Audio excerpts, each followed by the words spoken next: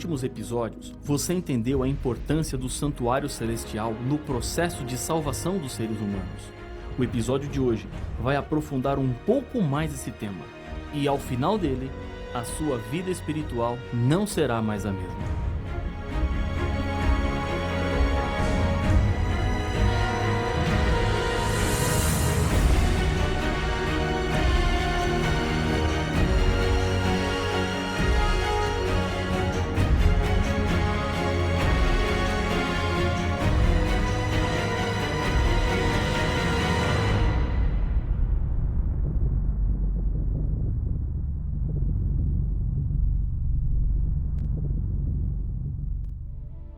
Calcula-se que o bigode de um homem tenha por volta de 2.500 fios. Uma pessoa tem por volta de 100.000 fios de cabelos, desde que não seja calva. Os loiros têm cerca de 140.000 fios, enquanto que os morenos têm 109.000. E talvez você esteja se perguntando, quem é que parou para ficar contando os fios de cabelo? Isso parece tão insignificante, mas para Deus não é. Jesus nos disse: não se vendem 5 pardais por 2 asses? Entretanto, nenhum deles está em esquecimento diante de Deus. Até os cabelos da vossa cabeça estão todos contados. Não temais. Bem mais valeis do que muitos pardais. Lucas capítulo 12, versos 6 e 7. Deus tem um interesse muito especial em você. Deus conhece tudo sobre a sua vida. Ele sabe onde você mora, o nome dos seus filhos, onde você trabalha, todos os seus problemas. Se Deus sabe até quantos fios de cabelo você tem, você acha que Ele não se importa com você? As profecias que estão escritas na Bíblia são provas desse amor e interesse de Deus. Ele quer salvar o seu povo e não nos deixou nesse mundo sem termos placas, sinais que indicam e mostram o caminho seguro pelo qual devemos andar. Vamos voltar para o santuário celestial. Lá, a profecia bíblica diz que um evento importante iria acontecer. Veja o que diz Daniel capítulo 8, verso 14. Até 2.300 tardes e manhãs, e o santuário será purificado. Essa profecia não pode referir-se à purificação do santuário terrestre de Israel, porque essa purificação acontecia uma vez por ano. E o templo, quando Daniel recebeu a visão, já estava destruído. Aqui está referindo-se ao santuário celestial. A expressão tarde e manhã significa um dia. São 2 partes que formam um período de 24 horas. Na visão de Daniel, o santuário seria purificado, ou seja, aconteceria o dia da expiação, após 2.300 dias. Quando tratamos de profecias, você não pode interpretar tudo da maneira como lê, pois existem símbolos que precisam ser interpretados. Nesse caso, dia não representa o período literal de 24 horas. Há 2 textos na própria Bíblia que apresentam um dia valendo como um ano, como já vimos neste seminário. Acompanhe o que diz Números capítulo 14, o verso 34. Segundo o número dos dias em que espiastes a terra, 40 dias, cada dia representando um ano. E também Ezequiel capítulo 4, verso 7. 40 dias te dei, cada dia por um ano. Essa contagem de tempo, dia por ano, é familiar em toda a Bíblia.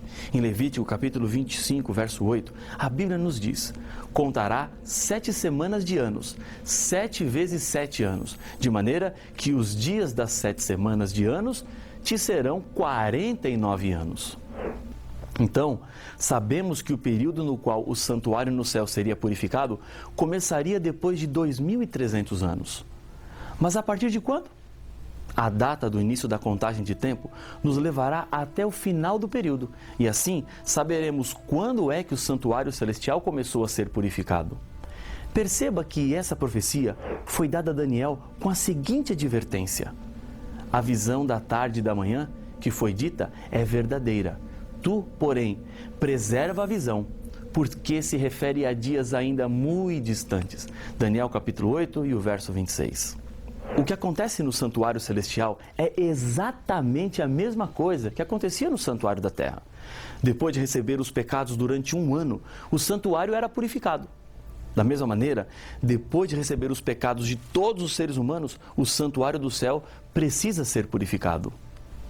Depois de ter a visão, Daniel orava e pedia ao Senhor que revelasse o significado da profecia, pois Daniel ficou muito preocupado. O anjo vem ao encontro de Daniel no capítulo 9 para lhe fazer entender a visão. Com isso, o próprio livro de Daniel esclarece esse mistério. Daniel, capítulo 9, verso 25 é a chave. Sabe e entende. Desde a saída da ordem para restaurar e para edificar Jerusalém, até o ungido ao príncipe, 7 semanas e 62 semanas. As praças e as circunvalações se reedificarão, mas em tempos angustiosos. Nesse texto estão contidos todos os dados que precisamos para entender claramente o significado da profecia. A ordem para restaurar Jerusalém é o ponto de partida para as 7 semanas e depois 62. A história registra o momento quando foi dado o decreto para a restauração de Jerusalém, que havia sido destruída por causa da invasão de Babilônia, que começou no ano 605 a.C. No livro de Esdras, no capítulo 7, dos versos 11 a 26, está documentado o decreto do rei Artaxerxes da Pérsia, que ocorreu no ano 457 a.C. Esse é, então, o início do período profético, 7 semanas para a reconstrução de Jerusalém, ou seja, 49 dias, que correspondem a 49 anos. Começando em 457 a.C., 49 anos depois, chegamos no ano 408 a.C., quando Jerusalém já estava reconstruída. Isso significa que a profecia acertou. Somando mais 62 semanas às primeiras 7 semanas, temos 69 semanas. Isso dá um total de 69 semanas, que em linguagem profética equivaleria a 483 dias, portanto 483 anos. O que nos leva para o ano 27 depois de Cristo, data em que Jesus Cristo foi batizado e iniciou seu ministério de 3 anos e meio. A profecia cumpriu-se com exatidão neste ponto também. As 69 semanas fazem parte de um conjunto com 70 semanas, como afirma Daniel, capítulo 9, o verso 24. 70 semanas estão determinadas sobre o teu povo e sobre a tua santa cidade, para fazer cessar a transgressão, para dar fim aos pecados, para expiar a iniquidade, para fazer a justiça eterna, para selar a visão e a profecia e para ungir os santos dos santos. As 69 semanas começam com o batismo de Jesus e somando mais 7 anos, chegaremos ao ano 34 depois de Cristo, data em que terminaria o tempo especialmente separado para os judeus, isto é, o período de 70 semanas. O texto de Daniel 9:27 nos fala sobre a última semana, dizendo: Ele fará firme aliança com muitos, por 1 semana. Na metade da semana fará cessar o sacrifício e a oferta de manjares. Na metade da semana, Jesus Cristo morreria e não seria mais necessário o sacrifício de animais. Ou seja, 3 anos e meio depois do batismo, Jesus morreria. A história registra que exatamente na Páscoa do ano 31 depois de Cristo, depois de 3 anos e meio do seu batismo, Jesus morreu. Em outras palavras, a profecia registrou com exatidão a data do ministério de Jesus aqui na Terra. Quando Deus faz profecias, Ele não fala de suposições, mas sim de fatos. Deus conhece o passado, o presente e o futuro. Não há nada que Ele não saiba e que não possa fazer. A história caminha pelas palmas das mãos de Deus. Ele tem tudo sob o seu controle e, por isso, pode também saber o que será melhor para a sua vida. Para que isso aconteça, basta você permitir a Ele assumir o controle e você será a pessoa mais feliz do mundo. Depois do ano 34 depois de Cristo, era chegado o momento que a pregação seria voltada aos não-judeus. A contagem de tempo dos 2.300 anos, que começou em 457 a.C. e chega até 1844, quando começaria o juízo investigativo. Isto é algo surpreendente e de solene significado. A humanidade não pode continuar vivendo sem saber que o juízo divino já começou. Esse não é um assunto do futuro, mas do nosso presente. Foi a partir de 1844 que o destino dos seres humanos passou a ser definido e o caráter dos salvos começou a ser vindicado. E milhões de pessoas no mundo ignoram esta verdade que Deus acabou de revelar para você. Cristo viveu e morreu. Esta verdade pode ser demonstrada não só na Bíblia, mas também pelos registros da história. Tácito, que viveu entre o ano 55 e 120 depois de Cristo, escreveu: Cristo, O fundador do nome cristãos sofreu a pena de morte no reinado de Tibério, por sentença do procurador Pôncio Pilatos. Luciano, um agnóstico que viveu durante o segundo século depois de Cristo, menciona um homem que foi crucificado na Palestina porque introduziu na história essa nova seita, cristianismo, no mundo. Paulo nos diz em 1 Coríntios capítulo 15, verso 3, Jesus morreu pelos nossos pecados. Essas palavras não são históricas, mas sim uma revelação. É uma verdade que precisa ser aceita pela fé. Deus nos ama não apenas como humanidade, mas também como pessoas, como indivíduos. Logo após o bombardeio de Hiroshima, um japonês chegou à cidade arrasada. Foi o primeiro jornalista a ver a terrível destruição provocada pela bomba atômica. E em seu relato, no New York Times, após o desastre, ele entrou na cidade não para reunir material para uma notícia, nem para contemplar a grande chacina. Foi principalmente em busca de uma única pessoa que amava, sua própria mãe. Seu interesse não era geral, mas particular. Em busca de um ser amado, você e eu, tal qual o quadro de Cristo quando veio ao mundo. Foi uma missão muito pessoal e temos que assim considerá-la. Não basta dizer, Cristo veio ao mundo para salvar os pecadores, mas sim dizer, Cristo veio ao mundo para me salvar. Essa profecia nos dá duas garantias.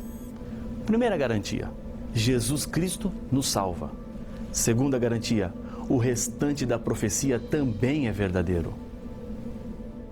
A validade do santuário terrestre acabou com a morte de Jesus na cruz. No momento da sua morte, a Bíblia diz, e Jesus, clamando outra vez com grande voz, entregou o Espírito. Eis que o véu do santuário se rasgou em duas partes, de alto a baixo. Tremeu a terra, fenderam-se as rochas. Mateus capítulo 27, versos 50 e 51. Esse templo foi destruído no ano 70 depois de Cristo. Não havia mais razão para continuar existindo na terra. Ele era apenas um símbolo do que acontece no santuário celestial, desde que Jesus retornou para o céu. Em Hebreus, capítulo 9, verso 23, a Bíblia fala sobre o ministério de Jesus no céu após a sua morte, que é no santuário. Porque Cristo não entrou em santuário feito por mãos, figura do verdadeiro, porém no mesmo céu, para comparecer agora por nós diante de Deus. O santuário terrestre tinha os seus serviços todos os dias no lugar santo. Apenas uma vez por ano, o Santíssimo recebia o sumo sacerdote, quando acontecia a purificação do santuário. Jesus ministrou no lugar santo até 1844. A partir daí, Jesus entrou no lugar santíssimo para concluir a sua obra de perdão e condenação. Essa profecia nem sempre foi completamente compreendida pelos seres humanos. Daniel foi informado de que nem tudo seria compreensível. Tu, porém, Daniel, encerra as palavras e sela o livro até ao tempo do fim. Muitos o esquadrinharão e o saber se multiplicará. Daniel capítulo 12 e o verso 4. O saber que Daniel aqui fala é com relação à profecia. Foi apenas próximo ao ano em que começaria o juízo investigativo no céu que estudiosos da Bíblia descobriram a data, mas devido às tradições que tinham na época, acharam que a purificação do santuário era a volta de Jesus. Em 1844, aconteceu um desapontamento desses cristãos que entenderam o período da profecia, mas não o evento certo. O mais surpreendente é descobrir no Apocalipse uma profecia que revela que Deus permitiu o desapontamento, pois ele tinha um objetivo muito especial. No capítulo 10 de Apocalipse, a profecia é apresentada a João. Então, o anjo que vi em pé sobre o mar e sobre a terra levantou a mão direita para o céu e jurou por aquele que vive pelos séculos dos séculos, o mesmo que criou o céu, a terra, o mar e tudo quanto neles existe. Já não haverá demora, mas nos dias da voz do sétimo anjo, quando ele estiver para tocar a trombeta, cumprir-se-á então o mistério de Deus, segundo ele anunciou aos seus servos, os profetas. A voz que ouvi, vinda do céu, estava de novo falando comigo e dizendo: vai e toma o livro que se acha aberto na mão do anjo em pé sobre o mar e sobre a terra. Fui, pois, ao anjo, dizendo-lhe que me desse o livrinho. Ele então me falou: toma-o, devora-o. certamente ele será amargo ao teu estômago, mas na tua boca doce como mel. Apocalipse capítulo 10, versos 5 a 9. A ideia de que Jesus voltaria em 1844 foi doce como mel. Mas quando o dia acabou e Jesus não voltou, foi muito amarga. Isso não aconteceu por falta da revelação. A Bíblia apresenta Jesus não como sacerdote do santuário da terra, mas do santuário celestial, onde ele faria a purificação. Esse não foi o primeiro desapontamento que o povo de Deus passou. Houve outro maior, o desapontamento da cruz. Embora Jesus tivesse dito aos seus discípulos que ele morreria, eles não entenderam porque esperavam que Jesus se manifestasse com o poder que ele disse que só manifestará na sua segunda vinda. Na hora da crucifixão, os discípulos experimentaram um amargo desapontamento que os desanimou a princípio, mas depois eles entenderam exatamente o que representava a sua morte.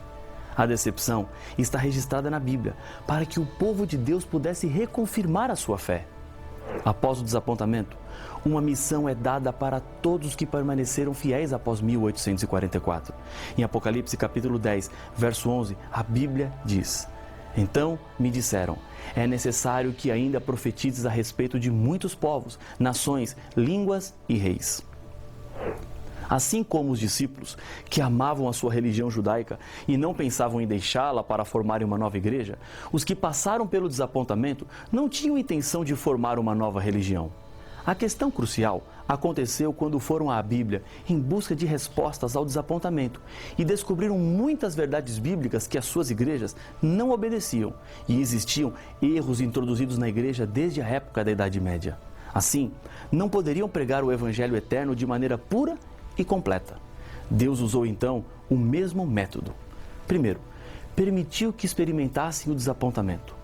Segundo, assim foram expulsos de suas congregações e, ao se encontrarem do lado de fora, algo os uniu, buscar na Bíblia a luz para a compreensão da verdade.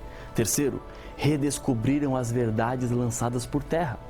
Quarto, assim estariam em condições de pregar a todo mundo e ainda hoje pregam em obediência à ordem do Mestre.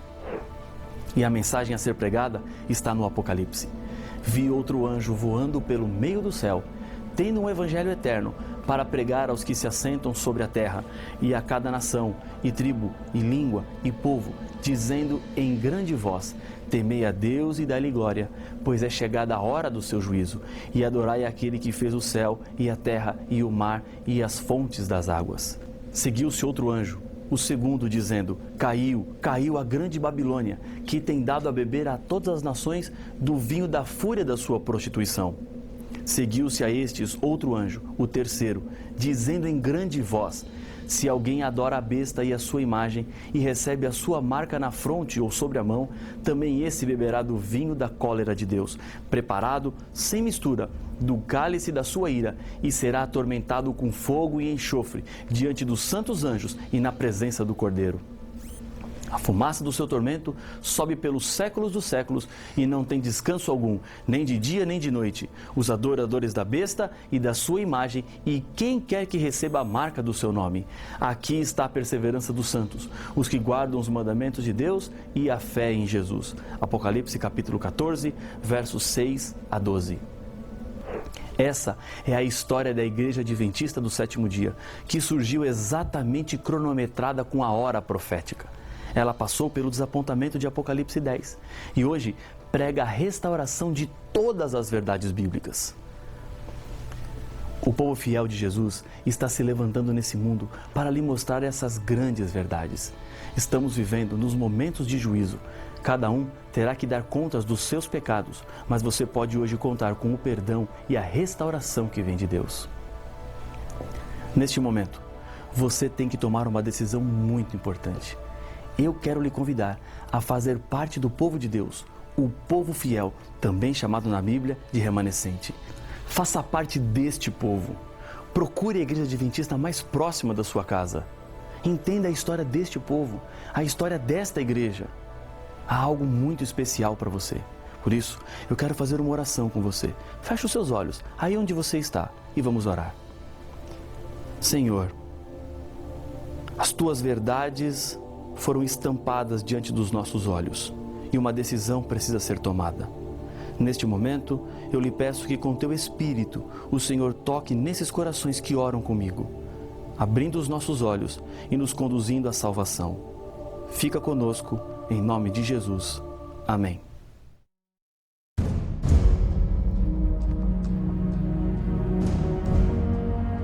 Deus, durante toda a história da salvação do nosso mundo do pecado, sempre revelou seus planos para os seres humanos. Um dos meios usados na revelação são os profetas. A Bíblia apresenta as características do profeta de Deus. O dom de profecia foi usado apenas para a produção da Bíblia e hoje não existe mais? Pode alguém hoje se apresentar como um profeta? A resposta está no próximo episódio de Apocalipse, o fim revelado.